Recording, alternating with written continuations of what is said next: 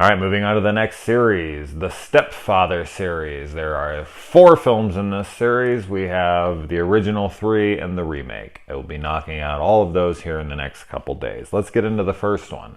I loved this on my rewatch. It had been a while since I had seen it, and I was really pleased with it this time again. I've always enjoyed it, but I really, really enjoyed it this time. Terry O'Quinn, man, this guy just absolutely owns this role. I love him in this.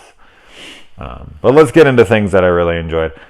This opening of the movie really sets the tone. Like, you have not only a dead family, like as he's getting ready to like leave and go off to his new family, but you have a dead kid laying on the ground, like a bloodied dead child. You do not see that shit in film. It's brutal. And this whole like idea, and it happens here and then it happens later in the film. You get to see it a little bit more fleshed out towards the end of the film. Like, once he's decided that family is done for, like he's had enough of that family, he quits his job and he starts planning out another life to go to so that he can just kill his family, get on a boat, ditch his identity, and start a new family. It's terrifying. I mean, I don't think you could do that today anywhere near as easily as I'm sure you could have been able to do this in the 80s. I'm sure it wasn't easy. This is film, though, so we're going to look past that. I know in the second one, it's just kind of like, they don't even try to explain it. It's kind of like, well, you're just doing it. Whatever. I'll get more into that when I get to the second one. I really like the daughter in this. I like that her character was more troubled and she wasn't just a good kid. Like, she was getting into fights all the time and she's just a troubled kid. So it explains why she's fighting back against him.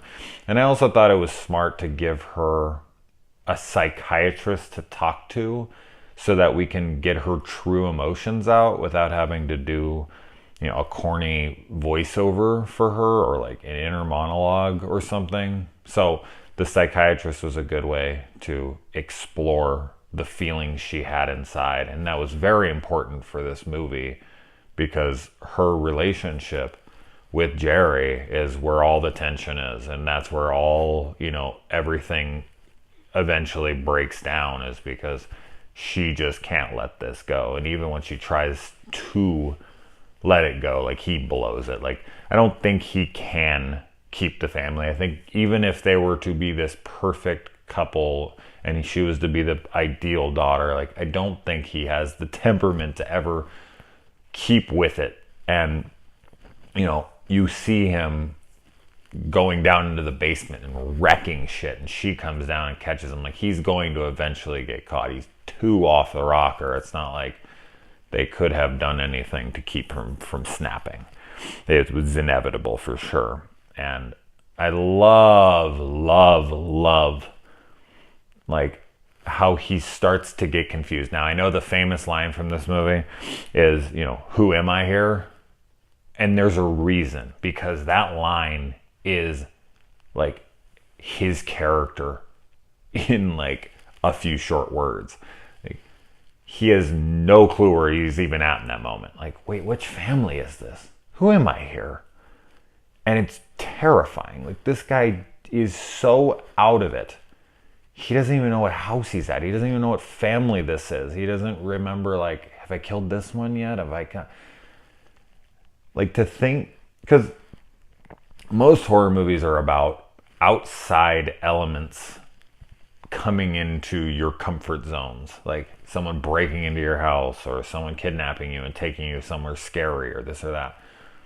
This is a man who's taken role as your potential father and is your wife, or your mom, who's his wife, is in love with him, and he's planted himself inside your home. I mean, that's your safety area, and here's this guy who can come into your room at night. He can, he has full range of the house. He can go wherever he wants. He can, that's fucking terrifying, because you're supposed to be able to trust someone like that, someone within your inner circle, someone who's supposed to be your father.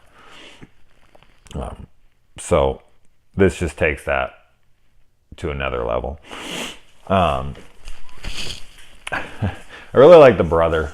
And I'll get into my negatives a little bit on him, but I like that the brother was just relentless, and he was doing his detective work, and he wasn't letting it go. I always like when family sticks together in movies and in life. Like, it's sweet to me. And he was just, going everywhere. And I like when he talks to that cop, and the cop's like, he's like, what should I do? And the cop's like, well, just between you and me, I'd go get a gun and blow the son of a bitch away. And he like goes buys a gun like instantly. I love that the cop just like was like, kill the motherfucker.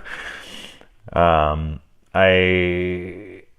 like how he tracked him down. I thought that was smart. He found the magazine. It had some pages torn out, so he went and he found the same magazine. He looked the pages up, and he saw this a town, and then he went over and he looked for marriage certificates. And I also found it really funny that he was going to like recently married people's houses, and he just so happened to walk in on a like divorce in progress. I thought that was a cute little funny touch. And Jerry's character, or whatever the fuck his name is, who knows what his real name is, he definitely should keep his anger in check and see if there's anyone watching him before he goes and throws a fit. But he's fucking insane, so he doesn't really think. But him switching out that picture when she gets the picture of him and he switches it out, I thought that was really smart. And but it wasn't so smart to kill the guy in the house, who ends up being her psychiatrist, because he thinks he's on to him. So he kind of has, as I said, his anger, and he's insane. And his character is basically just going through the motions. He has this goal in mind. He has this desire to have this perfect family, and he'll do absolutely anything to get it.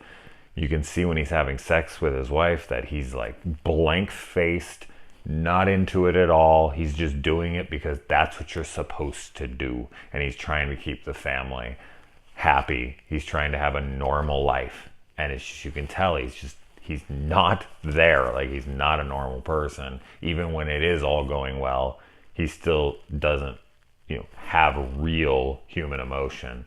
He just has his desires. He wants them. He doesn't know why he wants them. He just knows that he wants them, and he'll do anything to get them. There are definitely some things that I disliked here. Number one, and the main thing that I really didn't like about this movie was the music. I thought the music in this was almost terrible. Like, it was bad. It didn't fit the movie at all to me. I felt like it could have been so much more impactful. It could have added more tension. It could have heightened scenes, but it just didn't for me. I mean, maybe other people love this, obviously, but the whole time I was sitting there listening to the music, especially during like the dramatic scenes and so bad.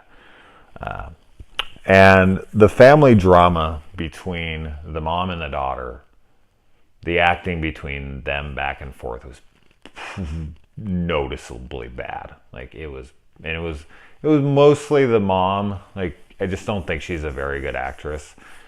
And when the daughter was trying to play off of her, it seemed to, I don't know, bring her down a notch in her ability. I don't think she was great in this movie. I don't think she's a great actress. But she was better when she was without her mom, in my opinion. Maybe that's just because she had to act hurt or whatever, and she really isn't like that anywhere else in here, and maybe that's just her range. And I also wish that there would have been a little bit more of a fight between the brother who comes to kill him and, Jerry, or whatever the hell his name is. I just thought it was kind of lackluster that he gets there finally. You're watching this guy the whole movie try to find him, and then he gets there and he lets him kill him. Like, he didn't have the gun ready. I mean, I know you don't want to walk into somebody's house. You don't know if it's but it's like you didn't have it in your pocket with your hand on the gun. Like, really? Come on, man. So just, I wish they would have at least thrown each other around a little bit. Something. Just the fact that he gets killed so instantly. I mean, in one way, I guess it's kind of cool that it did happen like that because it is a little bit unexpected. And finally, I want to talk about the end of this movie. Even though I do think that the brother was a missed opportunity, I thought that the chase scene between him and the daughter was very tense and well done. And I liked the way it ended. So I'm looking forward to going and watching the second one. So I'm going to go do that right now.